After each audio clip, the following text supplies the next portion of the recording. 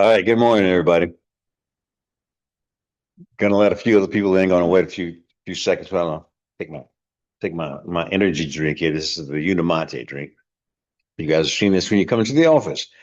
I'm gonna open my chat box on this side. Then we're gonna get started. I'm gonna try to keep it down to an hour or less today. And if you can hear me, let me know as soon as I open my chat box up. All righty.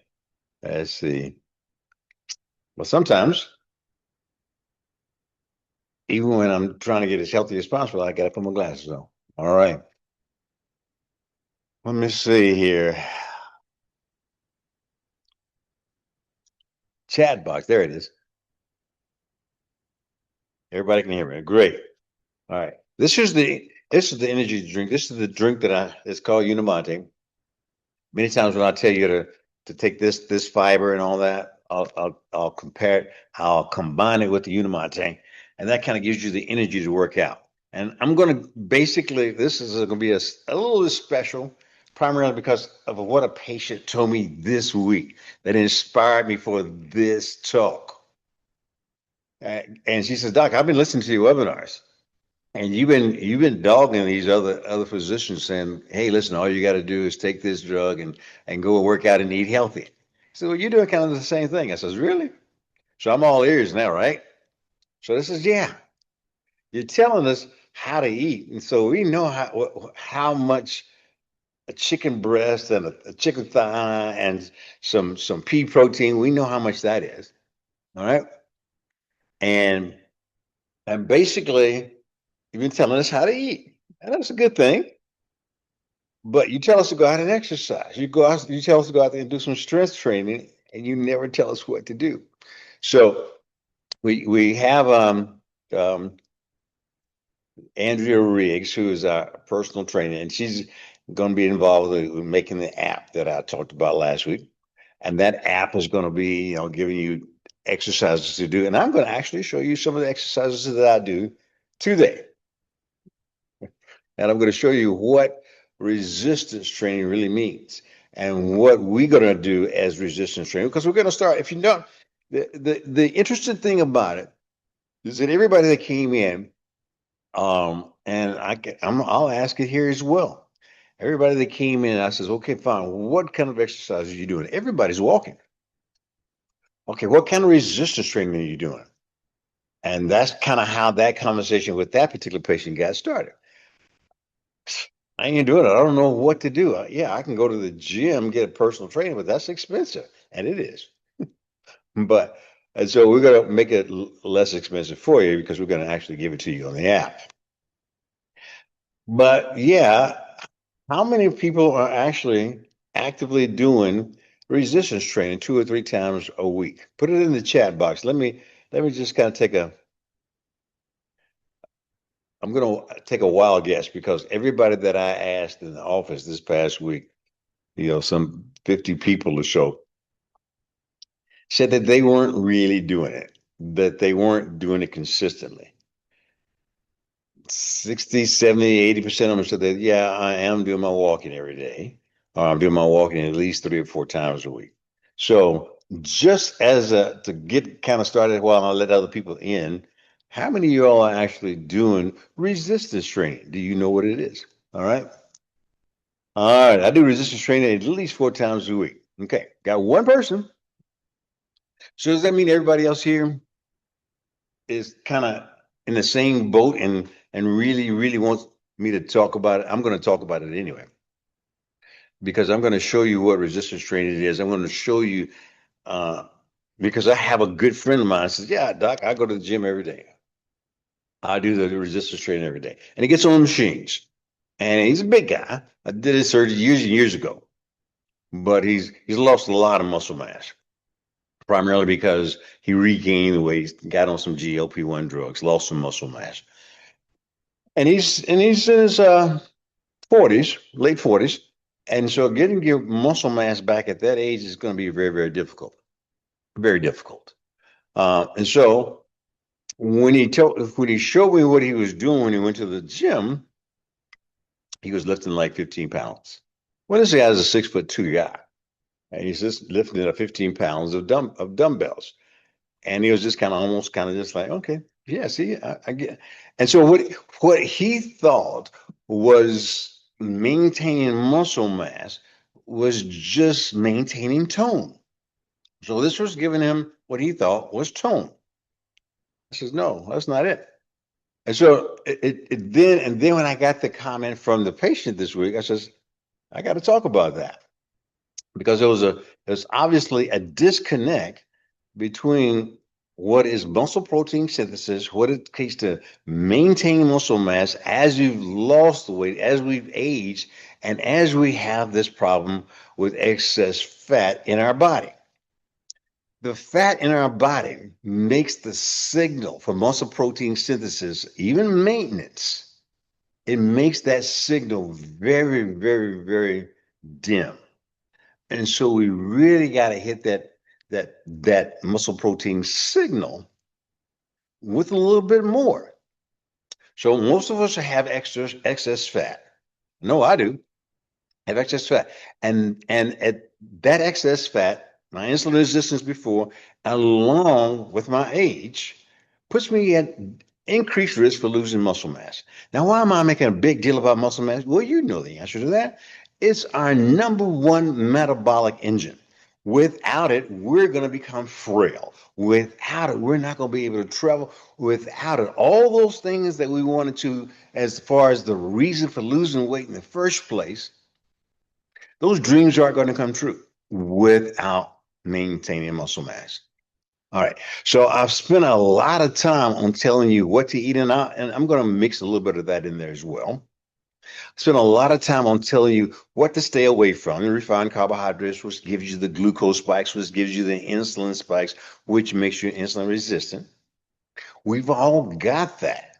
We've all got that. And that's what we're trying to correct. But that fact alone, the insulin resistance, meaning that our muscles are insulin resistant, meaning that we're supposed to take whatever glucose we're putting into our mouth and it's supposed to go to our muscles first. That's what we need.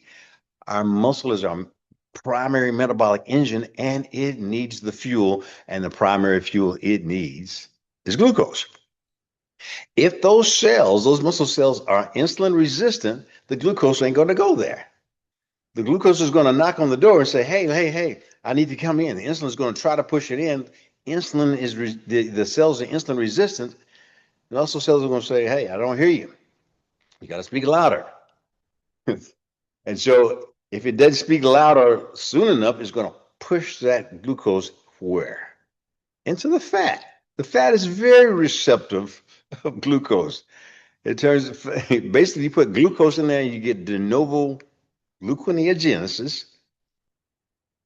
I don't really mean to use big words, but that means taking glucose and making it into fat, which we thought was impossible back in the 1970s and all that. That's why we put these low-fat products on the shelves at Publix and all the other grocery stores, because we thought fat caused fat. And it's not true. We now know, and I'm hoping everybody here knows, that it ain't the fat that we eat that causes fat. We need that fat.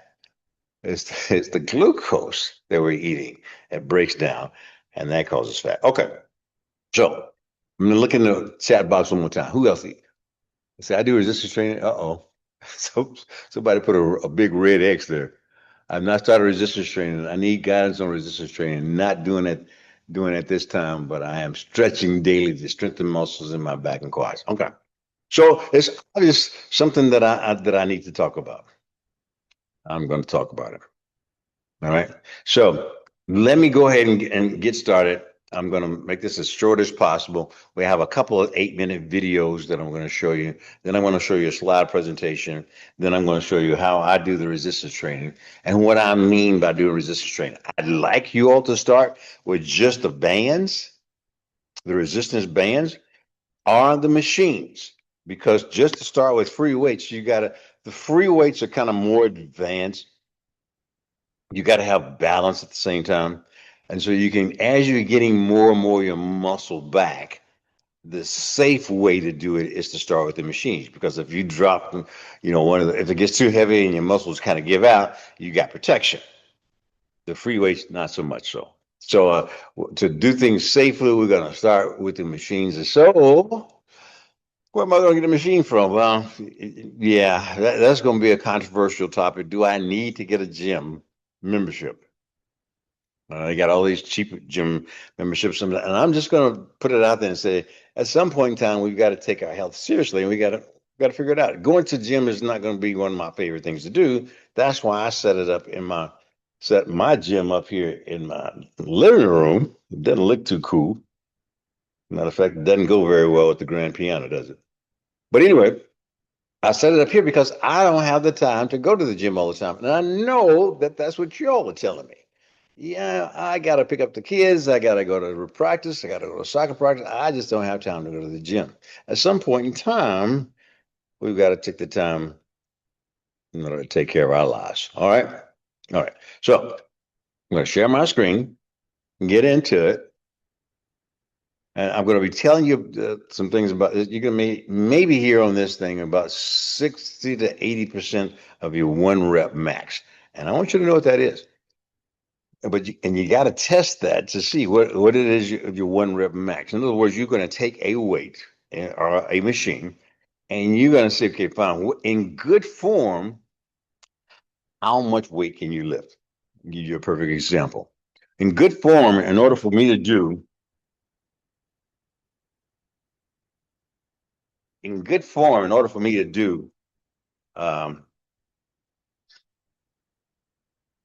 my one rep max, this is what I started out with. I'm going to show you. This is a 40-pound weight. Okay. Good form. I'm going to take that. That's pretty good form. And I can do that one time with one arm. Okay. So what I mean by 60 to 80%, you're going to start with 60%. 60% of 40 is 24. 6 times 4 is 24. So my regular workout weight is 25. All right. So 60%, you see the 25. All right.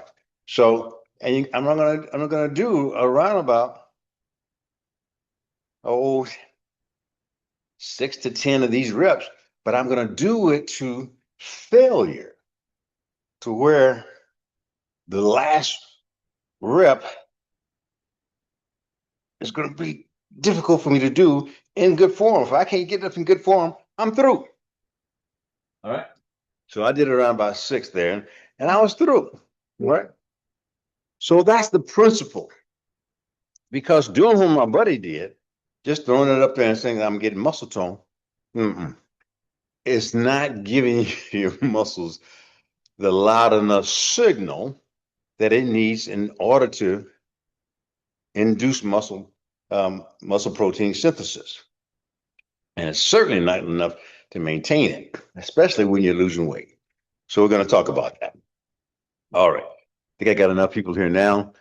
I'm going to go ahead and share my screen. And I'm going to go ahead and do number 1 here. If I can. Hope you can hear this. I'm going to test it out first. And then I'm going to look in the chat box and ask you guys if y'all able to hear it, okay? Sure. Welcome to this explainer. I'm absolutely thrilled to dive into the... Can you hear that? Everybody? Okay? Gotcha. All right. This one with you today. We're going to completely dismantle a myth that has probably been frustrating you for years. Literally. You know the one, the golden rule of dieting that just says, hey, eat less and move more.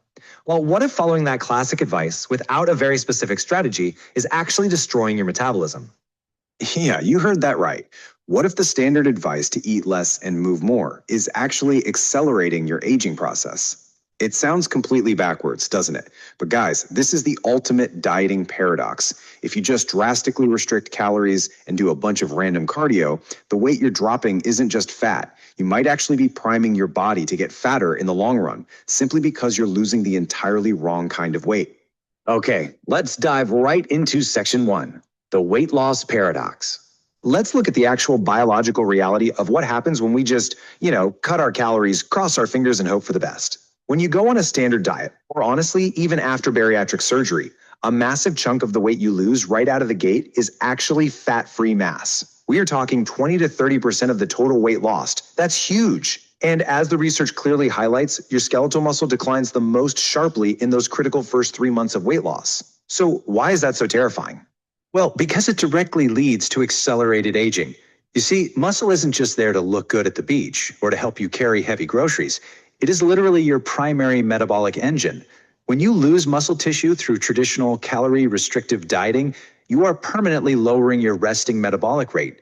You're literally downgrading your body's engine, which perfectly primes your system for rapid fat regain the very second you stop that diet.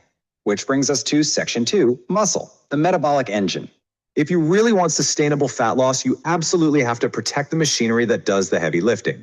Think of your body like a high-performance sports car. The bigger the engine, the more fuel it burns just sitting in the driveway, right? Muscle acts exactly the same way. It's constantly clearing glucose from your blood and burning calories around the clock. And this brilliantly illustrates the ultimate hidden danger here, sarcopenic obesity. That's what happens when you lose that highly valuable muscle mass, but actually retain your fat mass over time. You end up with a much smaller metabolic engine, which totally ruins your functional ability and sets you up for frailty as you age.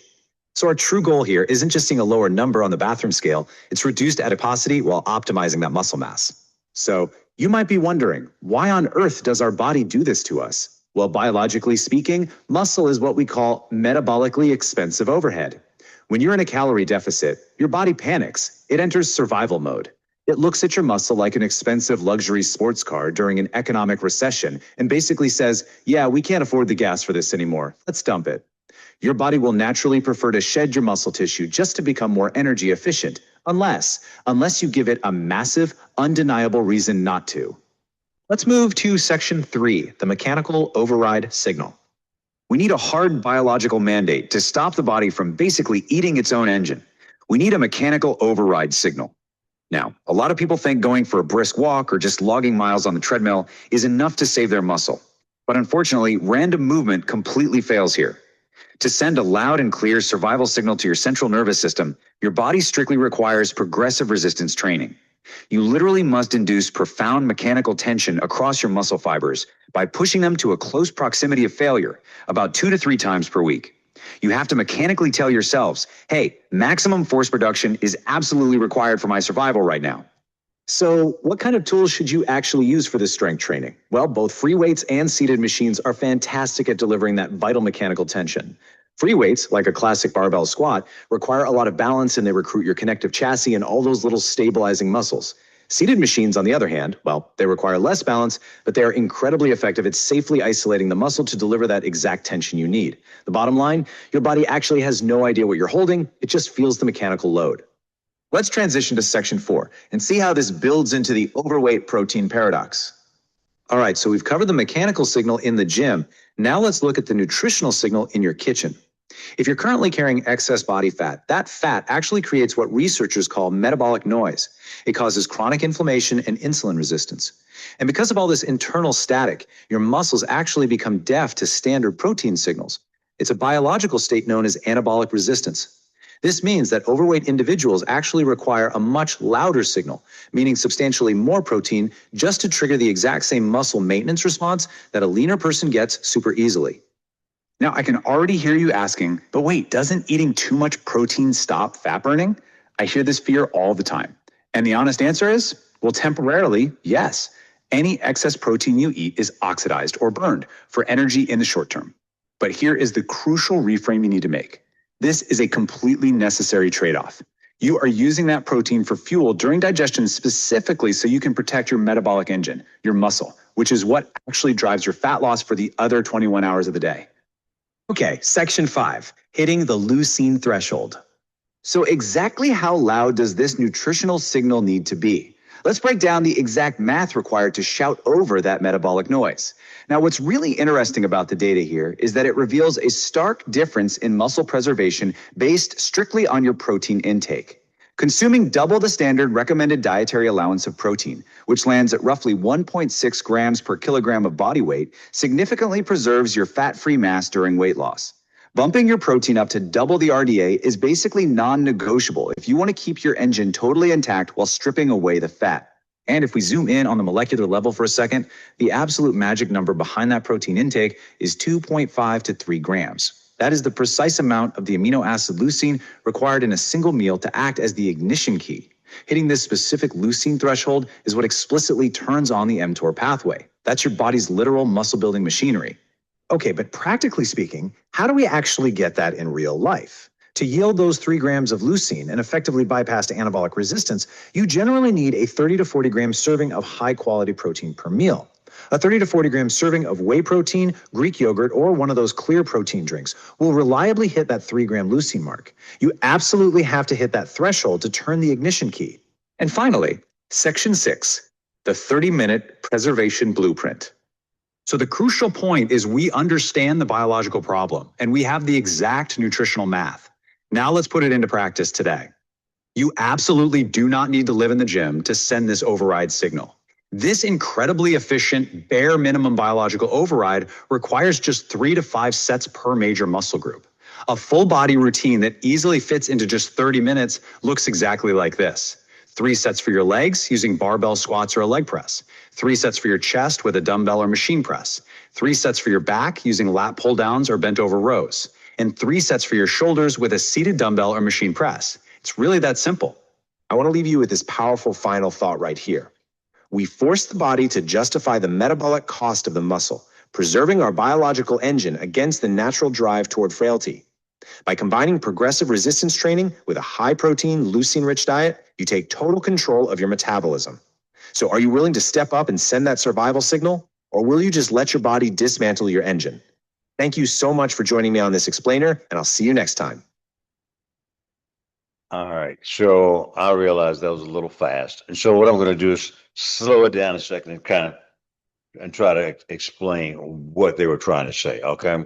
But let me just I forgot to do one thing. I'm going to share my slides again.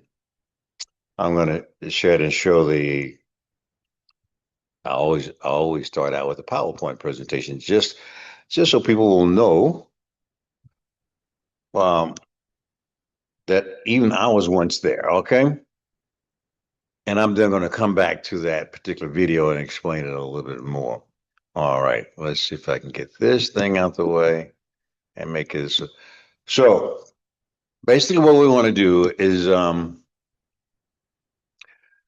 this is my motto.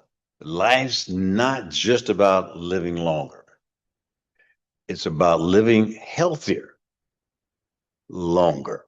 Okay. So, and I hope that you all adapt that model too, because again, as we are seeing our current situation, let me see if I can, as we're seeing our current situation, basically, as we're getting older, we're getting more frail, and that part of it bothers me. Because what that means is that we're going to be operating on frail people with gallbladder disease, with other problems, and they're going to be at much, much higher risk. Even the simple things like, breast biopsies and things like that. If you're frail and your immune system is down, it's going to be a riskier operation. And so there's no question that we're getting better and better at medicine. And so we're able to dodge some of these bullets sometimes. But there's no question that if we are a frail individual going into surgery, our outcome is not going to be just as good. So we're going to engineer our metabolism. And these are the 4 pillars that I talk about all the time. Fasting is primarily the main principle, but they all are just as important. Fasting, fitness, fiber, and protein. Fasting, we're going to either do a 16-8 or 18-6 fasting protocol, depending upon what day of the week it is. We have 3 and 3 days of 18-6, 3 days of 16-8. All right. And what that means, just to kind of give you an idea, if you're doing an 18-6, which means you're going to do 18 hours of fasting, meaning that you're not going to get up in the morning and you're not going to drink your coffee with creamer. If you're going to get up in the morning and drink anything, it's going to be water, or it's going to be coffee, black, or tea, regular, without any sugar in it. because as soon as you put any other product in, you break your fast. And so we've all the time been breaking our fast all the time. What that means is that we're not giving our body during this fast the time to clean out our system. We've got to clean out our system. Fasting is nothing more than cleaning out our system, getting rid of the old, dead, senescent cells that have been accumulating over a period of time.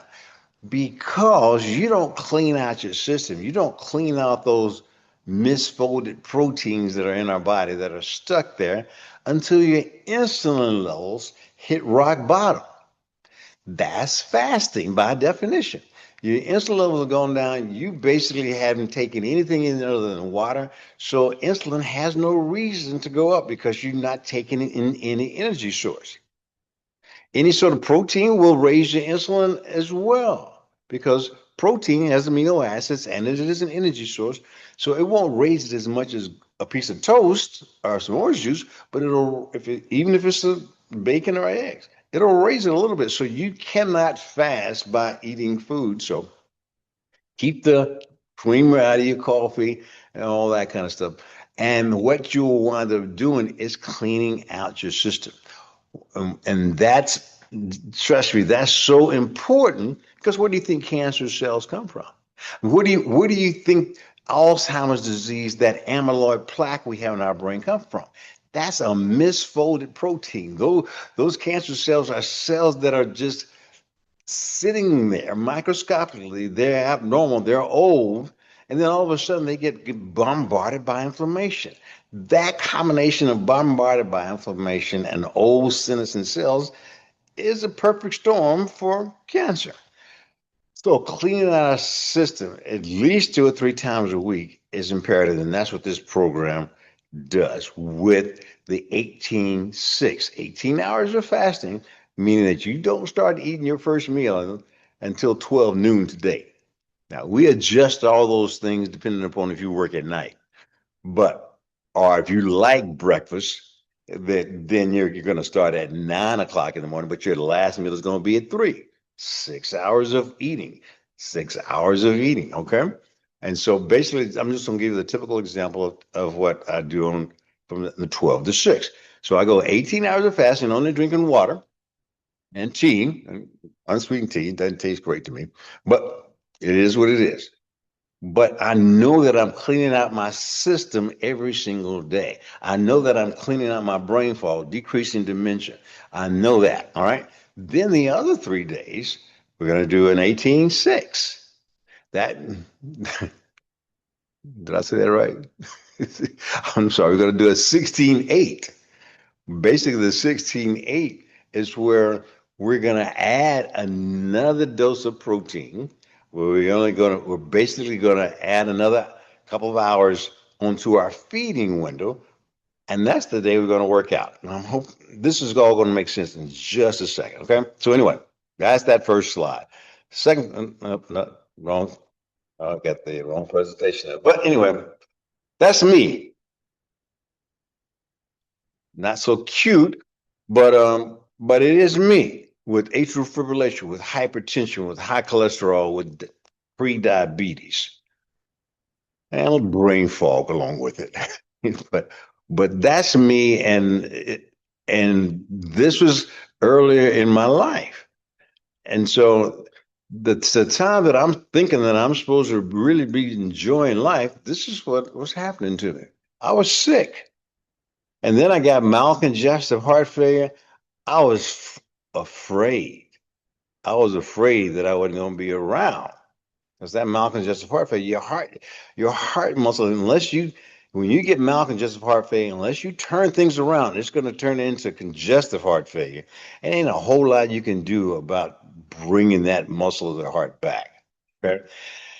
That's me from the side. I ain't gonna see if I can make it look better, but I didn't quite make it look any better, did I? And this is when you see me purse my lips like that, that's me sucking it in. Didn't help much. Didn't help much at all. It's still sitting there. Okay. That's inflammation. That's eating and that's insulin resistance. That led to my atrial fibrillation. That led to my hypertension. That led to my pre-diabetic state because all these cells, all these white fat cells, and that's what they are, they're white fat cells, as opposed to the brown cells that are metabolically active. But these cells are constantly secreting what I call cytokines, interleukin 6, tumor necrosis factor alpha. Big words, but they mean a lot to me. To you, they should just mean that they're causing inflammation in your body. This has to go. Full stop. Full stop. All right. Now it did go. This is where I am today. So that fat went away. That atrial fibrillation went away. That mild congestive heart failure went away. That pre-diabetes went away. That cholesterol problem went away. Okay. And I said, okay, let me see if I can see something in the six pack. So here again, pursing my lips. Does it look any better? Well, yeah, I think so. This looks tremendously better than this. But this is what took me fear, took me to take my life seriously because I wanted to be around. I just, I'm in medicine. I'm making a good living. I'm doing very well, and all of a sudden, my doctor tells me I got congestive heart failure, and you better kind of slow it down or whatever you're doing, slow it down. This is my doctor telling me. Now I'm a doctor too, so I should have known better, but you know what it is. So there again, 167 pounds, 205 pounds. I got up to 215 pounds at one point in time, and it was terrible. It was terrible. It's not like what a lot of people complain about. I didn't have any problems getting on the plane and buckling my seatbelt. I didn't have any problems getting on the Ferris wheel and having the thing pushed down. I didn't have those kind of problems. My problems to me were worse. My problems to me is that, hell, congestive heart failure, seriously? So every week I got to take my dig at the GLP-1 drugs. Now, let me preface it by saying this. I use GLP-1 drugs. There's this new one coming out that I know everybody is going to try.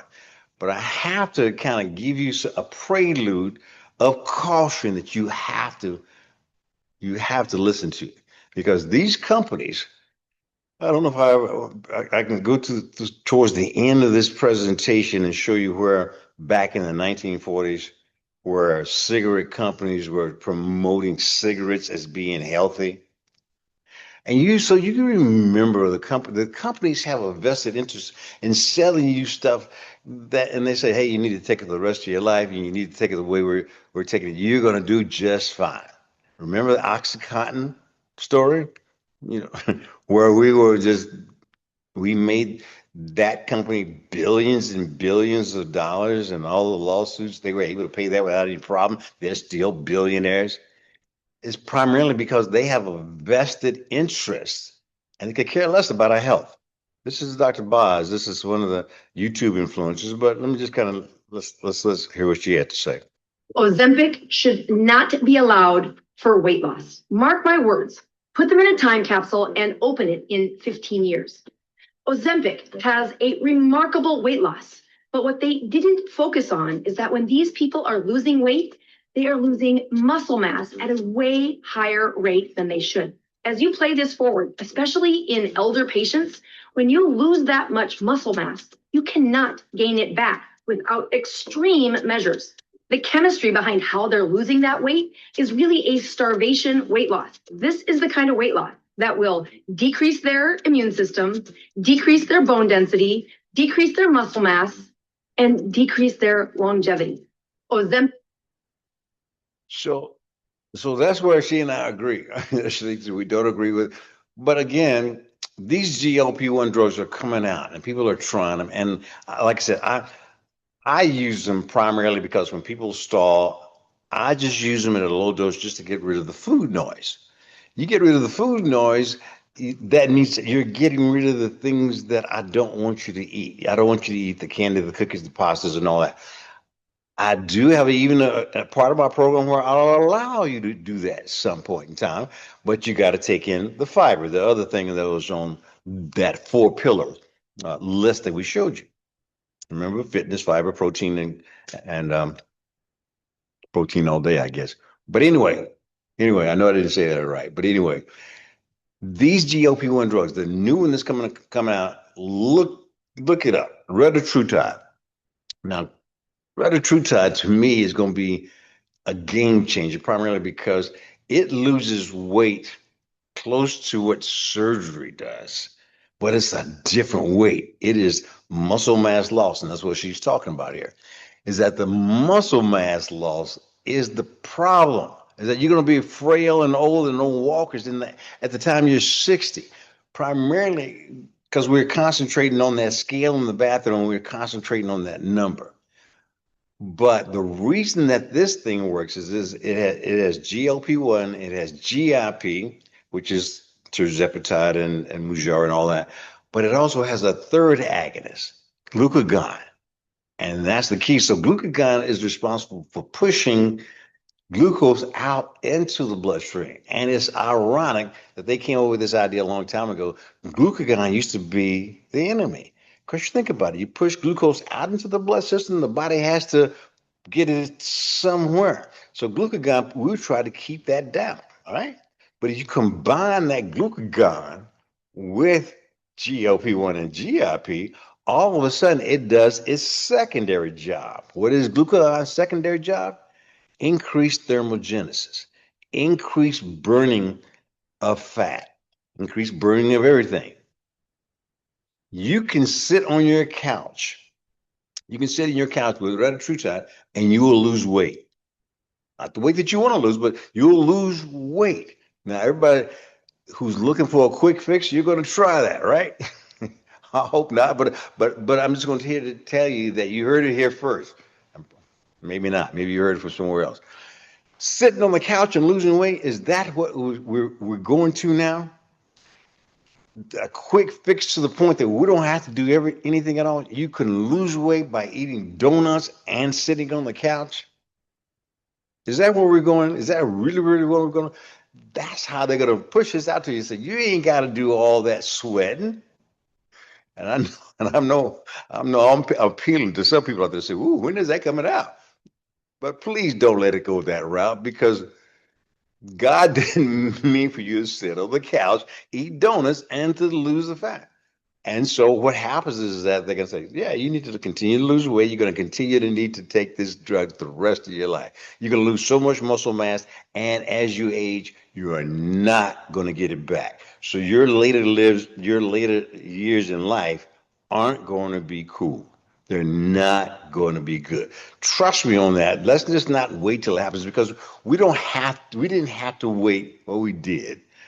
We found out that, promoting cigarettes as healthy in the 1940s, that was a cool thing. But later on, we found out that it caused some problems, didn't we? Later on, we began to suffer from heart disease, from lung disease, from lung cancer, from COPD. We found out later on. Let's not go down that same pathway again. The same thing with the OxyContin and all that. Let's not always go down that pathway of trying to find a drug that we could pop into our mouths or we can inject into our system and beat the system, because you're not going to beat the system. Your biohacking of your body is your body will always win. It'll push back and say, hey, listen, you abused me. So this is another one. This is a clinical study that came out that showed that weight returns 4 times faster. And let me tell you, all these studies that come out, the reason that I emphasize these studies, and I says, well, that's interesting that they said they get 18, 22%, 26% body weight loss with these drugs. But what actually happens is that the real life versus the drug trials, what do you have in drug trials? You have support, you have nursing support, you have dietitian support, you have check-ins you got to do. All right, so they get these great numbers, 15 to 20% weight loss. But when you did, this is a study done by New York University. In the real world, when they put their patients out there and followed them for a long period of time, when the people were getting these drugs offline, they were going to the doctor, getting the drugs, and what did the doctor tell them? Exercise and eat right. exercise and eat right. What are you going to do with that? So in the real study, most of the people in that real study over a period of 2 years only lost 5.7%. Quite dismal, as a matter of fact.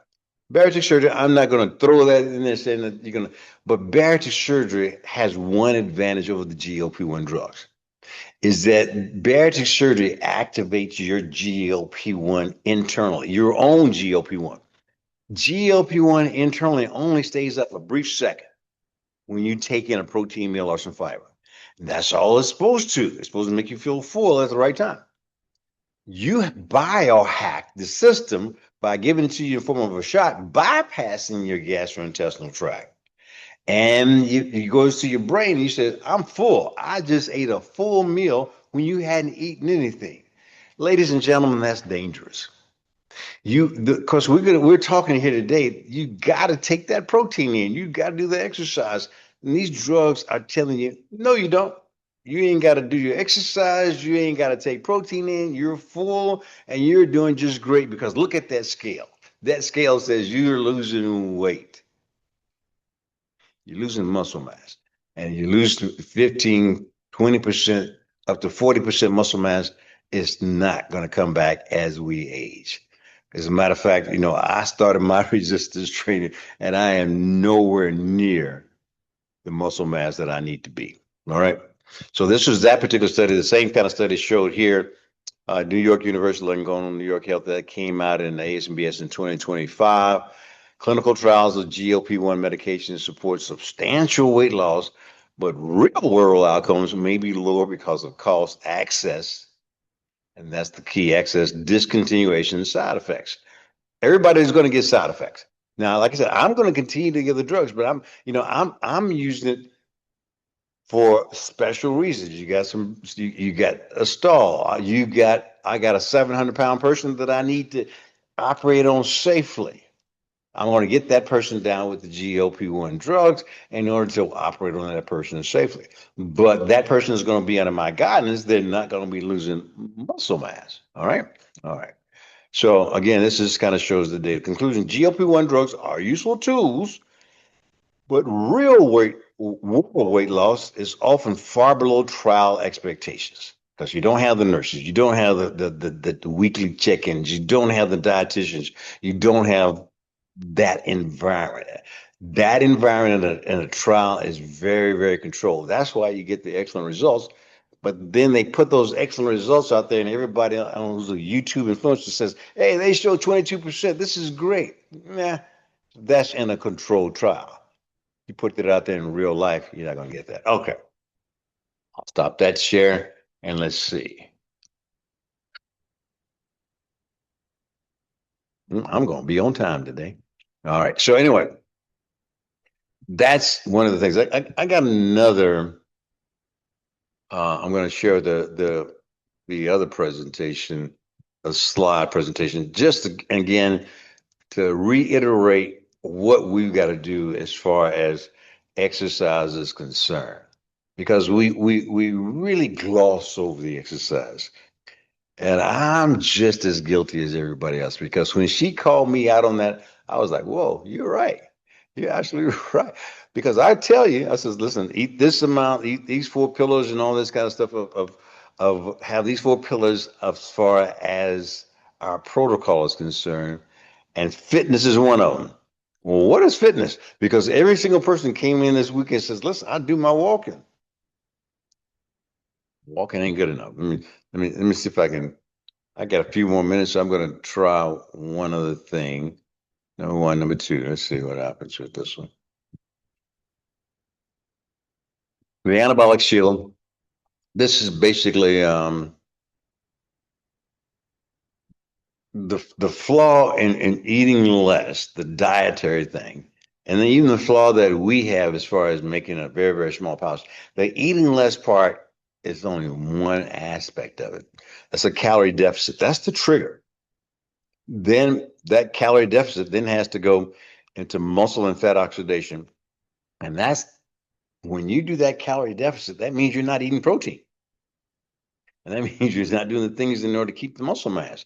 Then you're going to begin to lose your metabolic engine. And when you lose that metabolic engine, you're going to get a lowered resting metabolic rate. What does that mean? Well, your metabolic rate is what causes you to burn the fat while you're sleeping. Not the drug while you're on the couch, but the muscle is that drug. The muscle is that drug that we've got to preserve at all costs, all right? And then the lowered resting metabolic rate, the same kind of thing, all right? So, put my glasses back on. The biological efficiency trap, your body naturally defaults to energy efficiency, meaning that one of the most metabolically expensive things that we have on our body is muscle. So if we don't do anything with the muscle, just like the term, you don't use it, you lose it. If we don't do anything with that muscle, if we don't, and walking in it, walking is the part that actually is going to increase our VO2 max and all that. That's important. That's why we separate it into 3 and 3. But walking is not it. Everybody tells me that they walk, and I appreciate that. But I really need to make today all about resistance training. Because if we don't do that, we're not optimizing our best health. And that's what we're trying to do here. So without a specific biological mandate, it views muscle tissue as an expensive luxury. Just like they said that you got an expensive car sitting in the garage, you're gonna have to get rid of it in this days and time. So if you starve the engine to burn the fuel, the body will eventually scrap the engine. So it's going to get rid of that muscle. So there's nothing magical about it. There's nothing magical about muscle loss. It's expensive for your body to maintain, and your body is smart. Your body says, they ain't using that muscle. Let's get rid of it. It's not doing me any good. And you get rid of that muscle, you slow your metabolic engine, you get rid back into the problems of insulin resistance and the problems that I had, and you don't want to go there. Trust me. So the overweight paradox, signal versus noise. As we are today, we got an excess amount of fat in our bodies and basically age. So age and fat don't, those are the two things that gives us a lot of noise. So as we age, we've got to shout louder. And what they mean by shout louder, or as we fat, you've got to get a protein signal, a protein pulse, as well as the right type of exercise. I'm going to show you the exercise in just 2 seconds. But the right pulse is going to be 40 grams. So I always talk about 30 to 40 grams. Cut it out. I'm going to make everything easy for you to remember. 40 grams of protein is what you need. This right here, is basically my go-to, because I'm in the operating room. I don't have a whole lot of time to eat 3 or 4 whey protein meals, like salmon, like chicken, like pork chops, or like for vegans is the rice protein, soy protein, pea protein. I don't have time. So these are easy to do, but let me tell you what I do with this. This is 30 grams of protein. So I got to have 40 grams. So I'll add a little bit more to it. But even this is convenient. It is not as good as this. This is the whey protein isolate. This has the 3 grams of leucine in it. But again, it only has 30 grams. So I'll take a scoop and a half of this, put it in water, and drink that for my very, very first protein meal. But on the days that I'm fasting, on the 18/6, the days that I'm focusing on fasting, I'm going to take 40 grams, in that between 12, 3, and 6. I'm going to take 40 grams of protein pulses. And we'll get into it in just a second. I hope this slide gets into it. I haven't reviewed these in a while. But that's 120 grams of protein. Now, some people say you got to have a gram of protein per pound. We may get there, we may not. But from what I've heard from all my patients, nobody's even getting 100 grams. That has got to stop.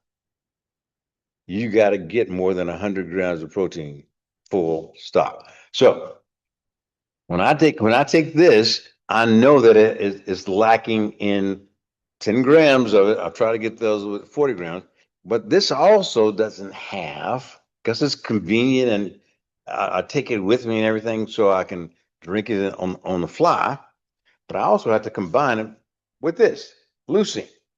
So this doesn't have the 2.5 to 3 grams of leucine, so I gotta give it leucine. So what I'll do is I'll shake it up, take a little bit out of it, take that leucine out of there, and I'll have this, and I'll pour this leucine into here. Now I'm not very good at it, so I actually use a funnel. So you get these little funnels off of Amazon all over the place. So I got the cup of leucine, and I'll put it into this funnel. And it'll just kind of go into the thing there. And it's all in. Not yet. Give it all in first.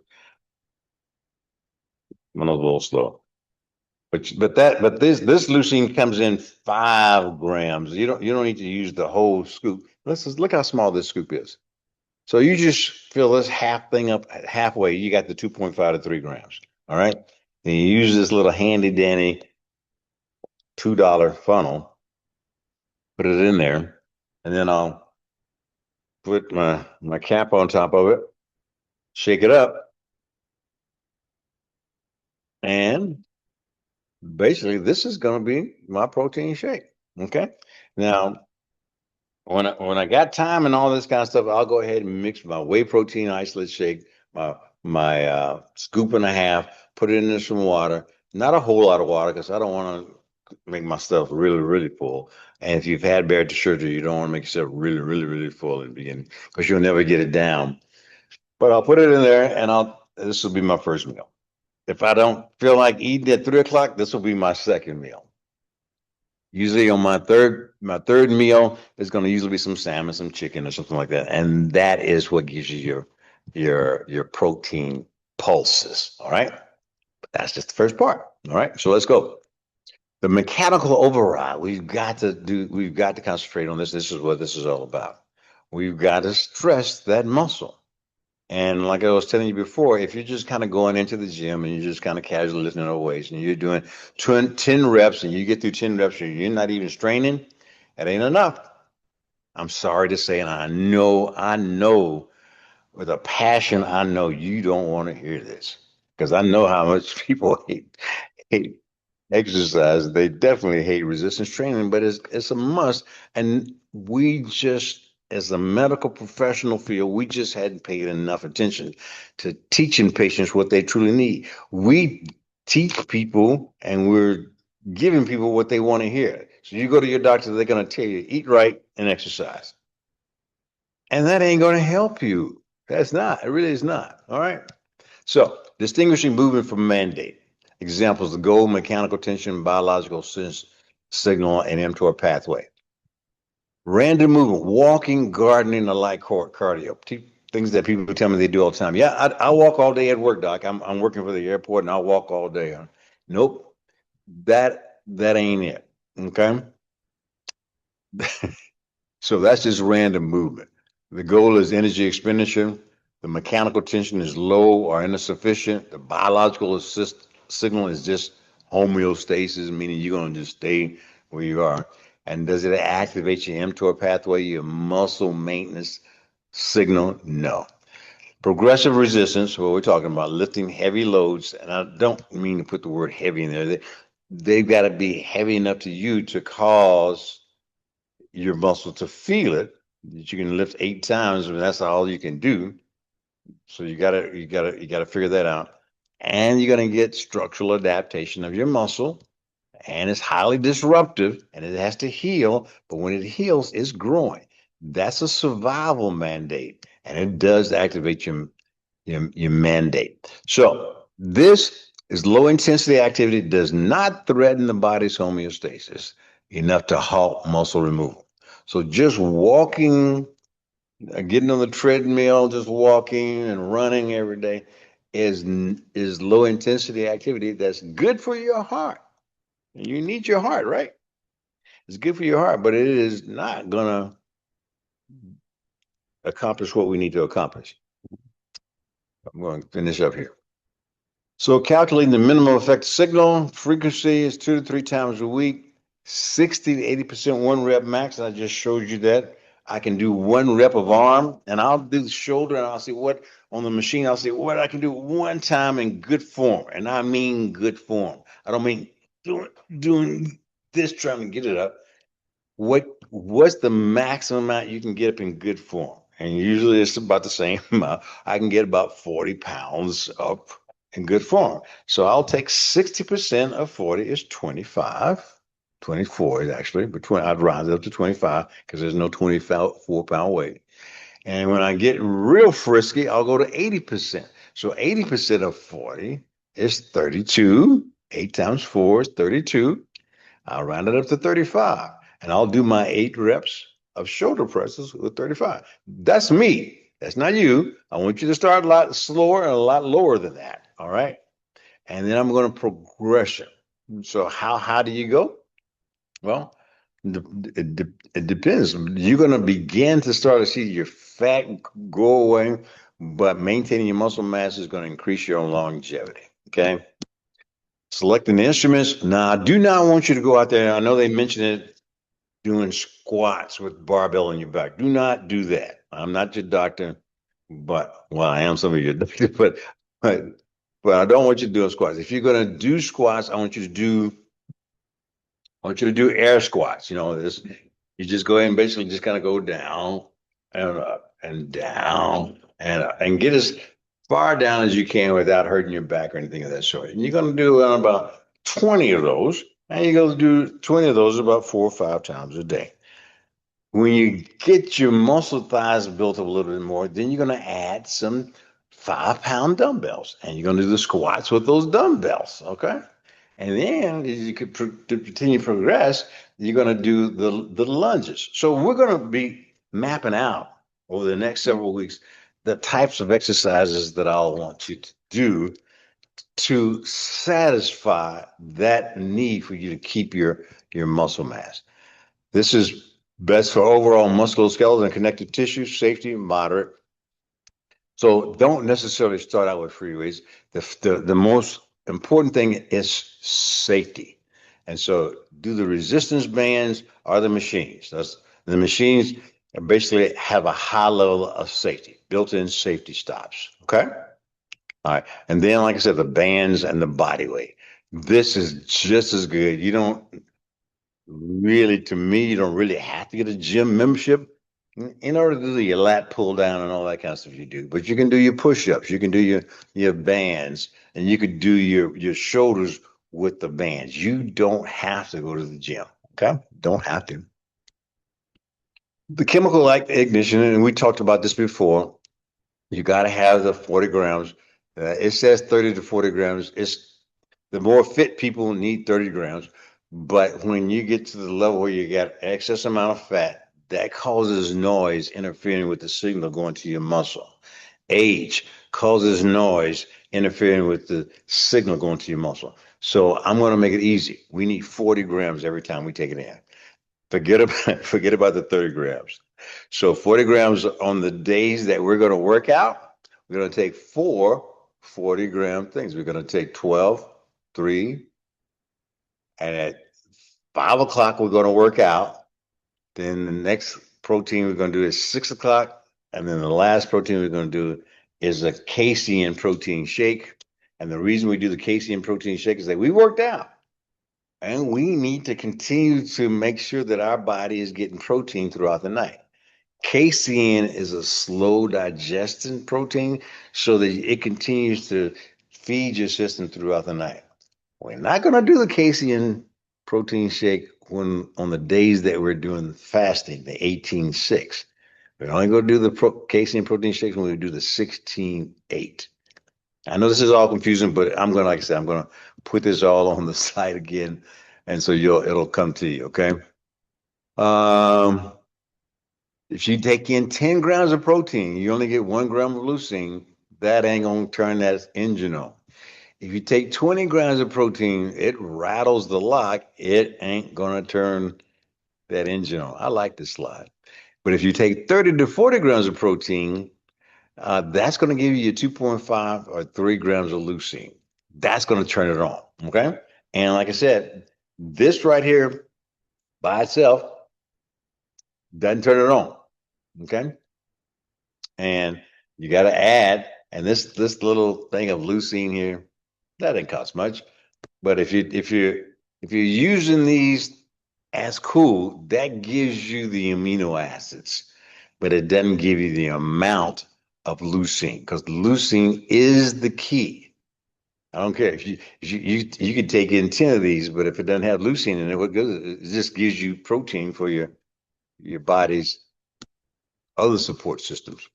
Muscle full effect. This is an inaccurate slide, so I won't spend too much time on it. But basically, once you take that 40 grams of protein, that taking any more than that won't do you any good. Is what it's going to say. So it's recalcitrant. If you take 60 grams or 70 grams in one meal or whatever, the extra 30 grams that you just took in is not going to do you any good. It'll just go to your body. You'll use it instead of using fat.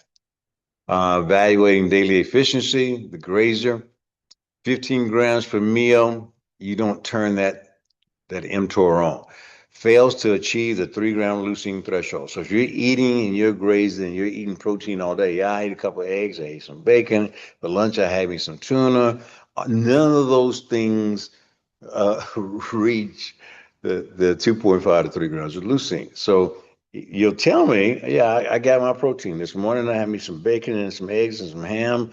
For lunch, I had me some what did I have? I had me some ham, this kind of sandwich from Arby's.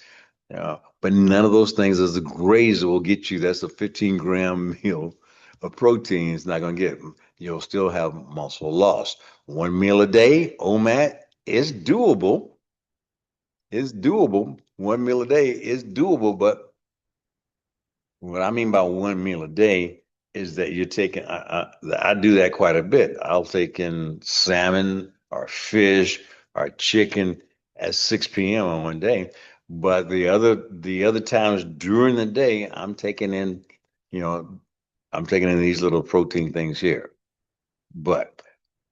And I forgot to mention that it doesn't really matter to me. It depends upon how you feel about taking in protein shake versus taking in food that has protein. You can mix and match them. If you're going to take in 4 protein pulses, 2 of them can be food, 2 of them can be shake. 1 of them could be food, which is what I do. The other 3 are shakes. Mix and match it. Or if you just don't like taking food in at all one day, you can take in 4 shakes. Doesn't matter. All right. But basically, the 4 protein pulses every single day, 40 grams, are the 3 protein pulses on the days that you're doing your fasting are without a doubt necessary. Okay. And the pulsar, this is what I'm talking about. This is where you get the maximum muscle retention. Is basically you're hitting those protein pulses, those 40-gram protein pulses every 3 hours. All right. All right. Executing the 40-gram blueprint, prioritize protein first. The top-up strategy, if a meal is naturally low, 2 eggs equals only 12 grams of protein. Use a whey protein shake to bridge the gap and force the biological signal. So I commonly do this. I'll eat a couple of eggs and some bacon, but I know I'm not hitting my protein, so I'll add a little whey protein shake. I always add on my first meal of the day whey protein shake, whether I'm going to eat or not. All right. And connective tissue support, stack 5 grams of collagen peptides. That's too much for me to talk about today, so I won't. Collagen is something that you can add in there, and it's a good thing, but I don't want to overwhelm you today. So the 4 protein pulses, it says 30 to 40 grams. 30 grams is for other people who are just trying to maintain muscle mass and who don't have the other issues that we got. For us, we get an excess amount of fat that's blocking the signal. That's the noise. And as we age, and if we age and we're over if we're over the age of 50 and we're obese, then we got a dual noise barrier. So we really gotta take it up to 40 grams and then do our protein, then do our exercises. All right. So redefining the metabolic trajectory. We got to basically do the caloric deficit and the anabolic shield. We want to oxidize the fat, but muscle preserve. Probably the most important point, muscle preserve. All of the drugs that we're going to be taking and talking about, and it's going to be coming out, and they're going to have all these movie stars touting them. Their basic thing is for you to lose weight, and that weight is going to be muscle mass. Don't fall into that trap. And if you do want to take those drugs, make sure it's done by a metabolic specialist. I'm a metabolic specialist. Come to me. I'll give you the drugs. We're going to try it, but I'm going to be controlling it with looking at your muscle mass and all that kind of stuff. Okay. Elevated resting metabolic rate. If your muscle mass goes away, that goes down. We want it to go up. So you want to maintain that. Long-term metabolic health and fat loss is what we're all about. Okay. Well, I'm going to stop that share. And like I said, what I'll do is I'll get Andrea Riggs to come back to us and give us a protocol of what we're going to do as far as resistance training is concerned. I hope you got that 60 to 80% one rep max idea, but you got to put a little bit of stress on that muscle at least 2 to 3 times a week. Okay. And so when you come to the office next time I see you, for those of you who are our patients, I want you to tell me that, yep, I started my resistance training exercise. All right. All right, ladies and gentlemen, I really appreciate you all being here. If you've learned anything new today, put it into the chat box. Say I learned something new. Wasn't a whole lot new today. We just had a different topic today. But if you did learn something new, tell me you learned something new. And next week we'll expand on this a little bit more, but we'll add something even cooler next week. So don't forget to come on back, okay? All right. You all have a great weekend. I really enjoy this. I hope you enjoy it as much as I do because it's free teaching. And I know that most people don't value stuff that's free. But you know, it's just what we're supposed to do. Physician, the old Greek meaning of physicians means to teach. And it makes me feel good when people come back to the office and they're doing so wonderful. For everybody who is here today, who was in the office this past week, the ones that I said, man, you look great. You all did look great. And I really appreciate that you're taking the advice and all that kind of stuff because you all look wonderful. And I know you were beginning to feel wonderful. And that really makes an old man like me. I ain't gonna call myself old man. That really makes a man like me feel good, feel proud. See y'all next week. Have a great weekend.